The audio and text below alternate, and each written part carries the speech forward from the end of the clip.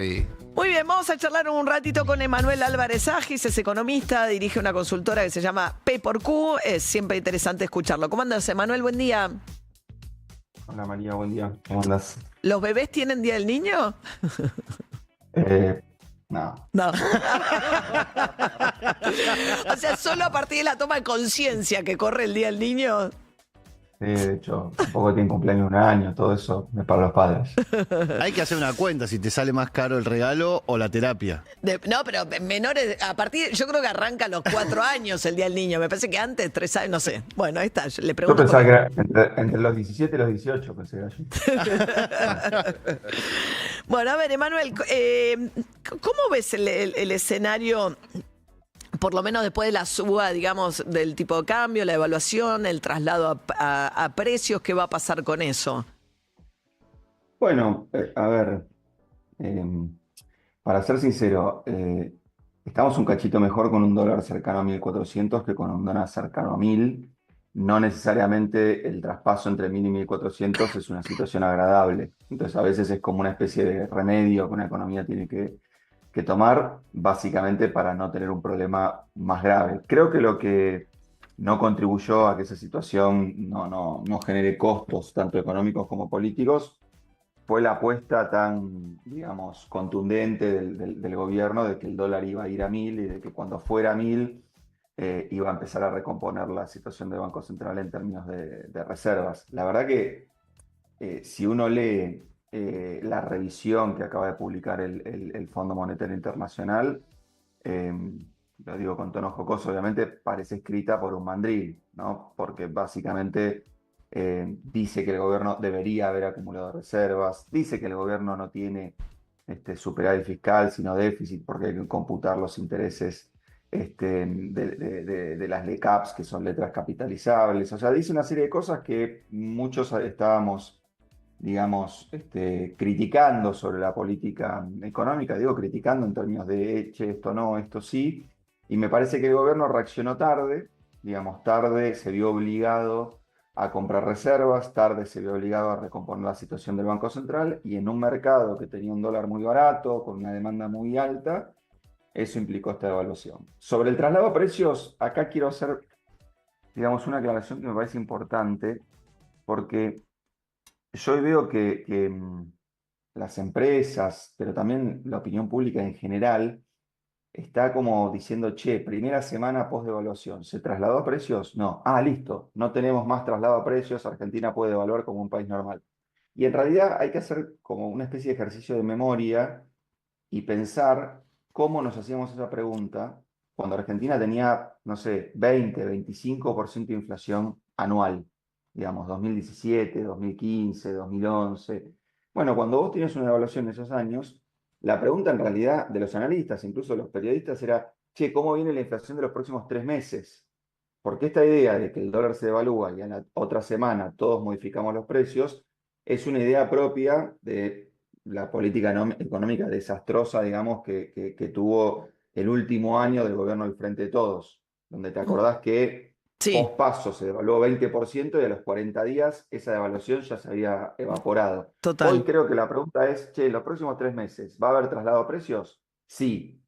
¿Va a subir el trigo? ¿Va a subir el pan? Sí. ¿Va a subir la peluquería o el jardinero? Probablemente no. Y eso es una característica de los regímenes de inflación moderada, digamos que uno Ujú. podría definir a Argentina hoy en el 25 o 30% anual como una inflación moderada, digo en términos teóricos, no es una apreciación así ético-moral, digamos, sino en términos teóricos se define como una inflación moderada y esas inflaciones moderadas tienen un primer trimestre post-devaluación de traslado a precios un poco más Gradual. intenso, claro, y después 6, 9 meses donde te vas dando cuenta dónde te dejó la devaluación. Yo creo que entonces por ahí vamos a ver inflaciones arriba de 2 en los próximos meses, puede ser. Sí. La verdad que la duda que tenemos los analistas es si con este nivel de apertura económica y con una economía que ahora se estancó, ese traslado a precios incluso tal vez puede ser un poco menor. Claro. Ahora, estamos charlando con el Manuel Álvarez Agis. Hay una advertencia, salió un documento de la Unión Industrial Argentina respecto de algo que el gobierno antes no había hecho, que era subir las tasas, ¿no? Buscar subir las tasas, como volviendo a tratar de que el escenario sea más el carry trade y que vuelvan a ir a pesos y dejen de presionar sobre el dólar subiendo tasas, aunque dicen que ellos no fijan tasas, pero no importa, más allá de la cuestión técnica. Lo cierto es que las tasas en pesos subieron y lo que plantea la UIA es, en este contexto, va a pegar mucho sobre la necesidad de las empresas de financiarse, o sea, va a haber, dice, es una recuperación que ya era heterogénea, la vemos frágil en los últimos meses y ahora con la suba de la tasa de interés, ¿qué va a pasar con la actividad y el empleo? ¿No? Dicen, hay 1.500 empleos que se están perdiendo en la industria, según la Unión Industrial Argentina, al mes. Mira, hay un punto interesante ahí, porque creo que es un problema que esta política de tasas viene a agravar. Vos te acordarás, María, que yo creo que en los últimos 15 años, si no me falla la memoria, tanto el consumidor como la empresa tomaban crédito con la siguiente regla heurística, digamos. Che, ¿puedo pagar la primera cuota? Sí.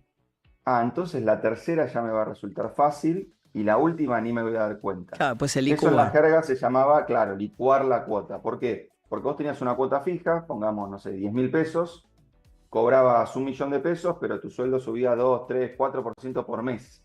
Entonces al año la cuota ya era un chiste respecto de tu ingreso. Y lo mismo le pasaba a las compañías. Ahora, ¿qué pasa, por ejemplo, el mes pasado que había que pagar aguinaldo?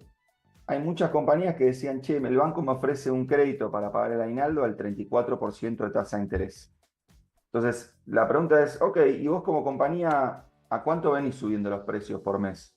No, hace 4 meses que no puedo subir los precios porque no tengo demanda, porque me abrieron la economía y me entran productos más baratos. Entonces, en realidad, vos no vas a licuar la cuota te va a licuar a vos, digamos, porque vos no podés subir los precios y la tasa de interés es un número que está muy por arriba de la inflación. Bueno, ese problema hoy digamos que casi se multiplicó por 2. Claro. Entonces, si una compañía venía floja de caja de cara a cuando el dólar estaba a 1.200, ahora a 1.400, si tiene que financiar un descubierto, probablemente entre en un problema. Y ahí es donde te digo que este es el producto, este es el resultado de un gobierno que muy obtuso con su diagnóstico de que el dólar iba a 1.000, tuvo que hacer la corrección rápido y mal, llevarlo a 1.400 y subir mucho la tasa de interés para que se quede 1.400, 1.350. Te pongo el contrafáctico, María. Si nosotros hubiésemos acomodado el dólar en la zona de 1.350, entre el 14 de abril, que se firmó el acuerdo con el fondo, A la salida del y CEPOR, sí. claro, y ponerle finales de mayo, hubiésemos tenido un ruido en junio, julio, hoy ya estaríamos pasando de etapa. Entonces me parece que hoy el gobierno está pagando ese error, que quiero decir, me queda claro que fue un error, porque aparte lo está pagando en el peor momento, que es Sí, de cara a la preelectoral, elección. claro.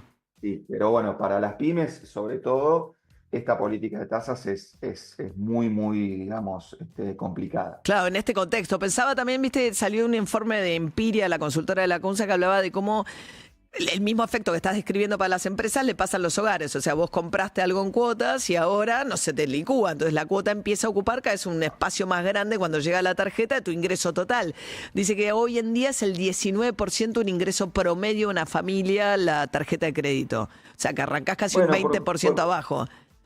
porque de vuelta, tenemos que tratar de llegar a una Argentina donde cuando un consumidor va a comprar algo caro y lo quiere financiar, en vez de preguntar cuánto es la cuota, pregunte cuánto es la tasa. Claro. Entonces, si vos preguntás cuánto es la tasa y te dicen 70%, 80%, e incluso, no importa cuánto sea la inflación, si te dicen 70-80%, trata de imaginarte cuánto crees que va a crecer tu ingreso el próximo año. Porque la verdad, a alguien que le vaya muy bien en esta economía, María, el próximo año el ingreso le puede crecer 40%. Entonces, si vos estás financiando algo al 80%, no es exactamente así la cuenta, pero para que se entienda, Lo pagás la el última doble a la cuota, larga. la última cuota va a ser el doble de pesada que la primera, Claro. ¿sí? Más o menos.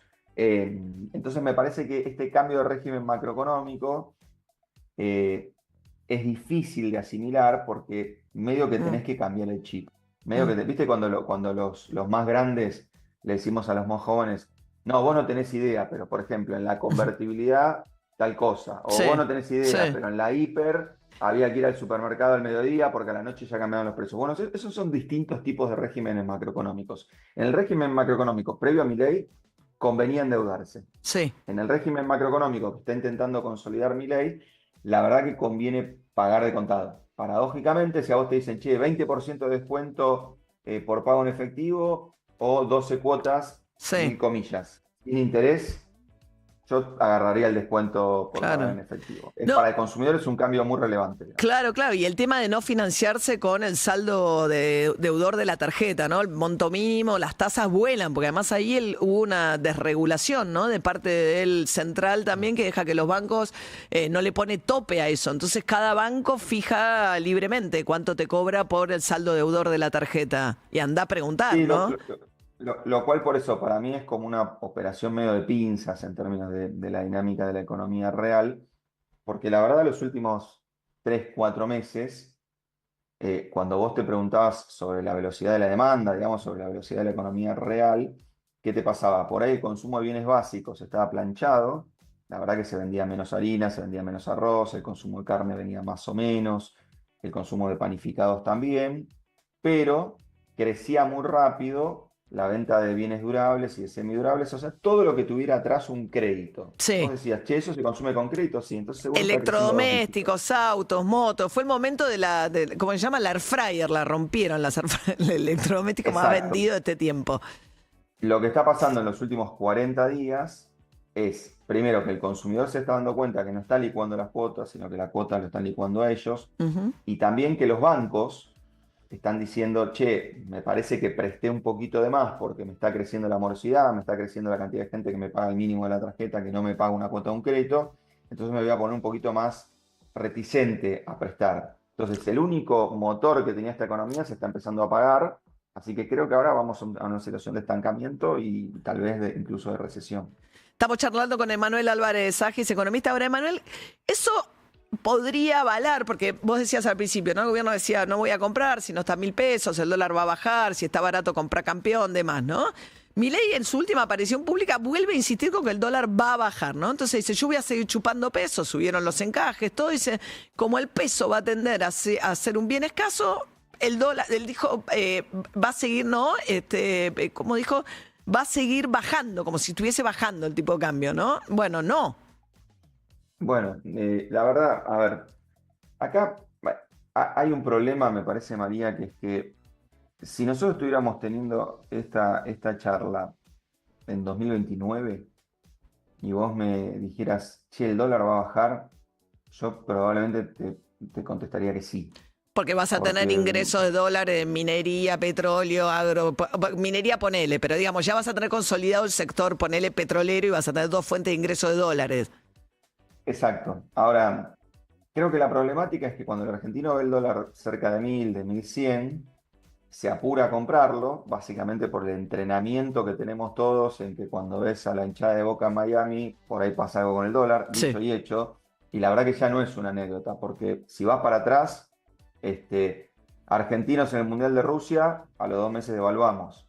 Argentinos en el Mundial de Qatar, al mes devaluamos. Argentinos en el Mundial de Clubes en Miami, a los 15 días devaluamos. Ya empieza a ser casi como una métrica, digamos, a tener en cuenta. Sí. Entonces eso termina agravando el problema, porque la verdad que el argentino medio está muy entrenado en economía, muy entrenado en economía. Yo no creo que los brasileros cuando ven el real a 5 mangos, al dólar a 5 mangos real por dólar, salgan corriendo a comprar porque tocó 6 Ni saben 3, 4 cuánto, veces no en el saben piso. a cuánto está el dólar. O sea, no saben, yo Bueno, tengo esa es la mi diferencia. hermana vive en Brasil, no tiene idea. Llegás y le preguntaron, no saben, se tienen que fijar.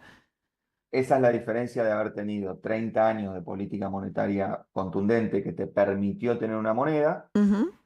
versus Argentina que hace, te diría, 40 años que no tiene una política monetaria más o menos razonable. Entonces yo en esto te soy sincero, muchas veces el gobierno dice una cosa, pero hace la inversa. Sí, Entonces a veces los analistas vemos con ojos positivos lo que hace el gobierno porque está haciendo lo inverso de lo que dice el presidente. Ejemplo, cuando el sí. presidente decía voy a dolarizar, eh, eh, ahora que está de moda esto que es incluso medio trágico, el riesgo Cuca, Eh, Cuando el mercado creía que Milei iba a dolarizar e iba a ser presidente, a plata de hoy el dólar valía 4.000.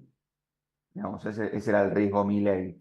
Ahora, cuando el mercado se dio cuenta que Milei no iba a dolarizar, iba a continuar con el cepo, iba a tener una política fiscal y monetaria más o menos razonable, el dólar se quedó estacionado en Sí, el mismo valor sí. durante prácticamente un año y medio. Entonces, ¿qué digo? El presidente los últimos 2 meses dijo el dólar va a ir a 1.000 y ahí vamos a comprar. Y la política económica Hizo otra cosa. actuó en actuó en Ah, línea con lo que dijo Milei. pues Y no por eso estamos en compró. este lío. Porque no compró Exacto. hasta que empezó a comprar. Hasta hace un mes. Sí, Y por eso estamos en este lío. Entonces, mi punto es, ahora Milei vuelve a decir lo mismo. Si la política económica le hace hace más o menos lo caso. mismo que el último mes, yo voy a estar optimista. Si le hace caso, vamos de vuelta a engendrar un nuevo lío.